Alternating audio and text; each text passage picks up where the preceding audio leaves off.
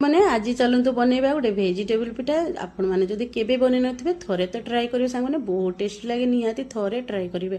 ସେଥିପାଇଁ ପ୍ରଥମେ ଆମେ ବେଟର ବନେଇ ନେବା। ଯେମିତି ଆମେ ଚକୁଳି ପିଠା ବନେଇ ବିରି ଚାଉଳକୁ ରାତିରୁ ପେଷିକି ବେଟର ବନେଇ ନେବେ, ସକାଳୁ ଯାହାକି ସହଜ ହେବ ସେଇ ବେଟରରେ ଆମେ ମିଶିବା ସବୁ ସବଜିକି କଦୁକସ କରିକି ନେବେ, ଯାହାକି ଟେଷ୍ଟ ବହୁତ ବଢ଼ିଆ ଆସିବ ପିଠାର।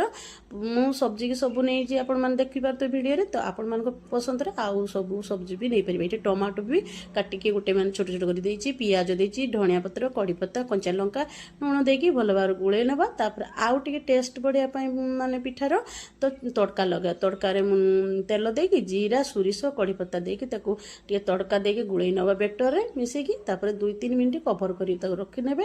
ତାପରେ ଯାହାକି ପିଠାଟା ବହୁତ ବଢ଼ିଆ ହେବ, ତ ବାସ୍ନା ବି ବହୁତ ବଢ଼ିଆ ଆସିବ। ତାପରେ ଏମିତି ତାୱା ବସେଇକି 2 ଡଙ୍ଗା ଟିକେ ମୋଟା ଭାବରେ ରଖିକି ଟିକେ କଭର କରିନେବେ, ଯାହାକି ଏପଟ ସେପଟ କରିନେବେ। ତାପରେ ତେଲ ବଟର ଯାହା ଆପଣଙ୍କ ଇଚ୍ଛାରେ ଲଗେଇ ପାରିବେ। ହେଇଗଲା ଆମର ଟେଷ୍ଟି ଭେଜିଟେବୁଲ ପିଠା। ନିହାତି ଥରେ ଟ୍ରାଏ କରିବେ ସାଙ୍ଗମାନେ। ଆଜିର ରେସିପି ଯଦି ସାଙ୍ଗମାନେ ଭଲ ଲାଗିଥିବ ତାହେଲେ ଚ୍ୟାନେଲ ନୂଆ ଥିଲେ ଚ୍ୟାନେଲକୁ ସବସ୍କ୍ରାଇବ୍ କରିନେବେ, ଫେସବୁକ୍ ପେଜ୍ ଦେଖିଥିଲେ ଇନଷ୍ଟାଗ୍ରାମରେ ଫଲୋ କରିନେବେ। ତ ରହିଲି ସାଙ୍ଗମାନେ, ନେକ୍ସଟ ଭିଡ଼ିଓ ଦେଖା ହେବ। ଜୟ ଜଗନ୍ନାଥ।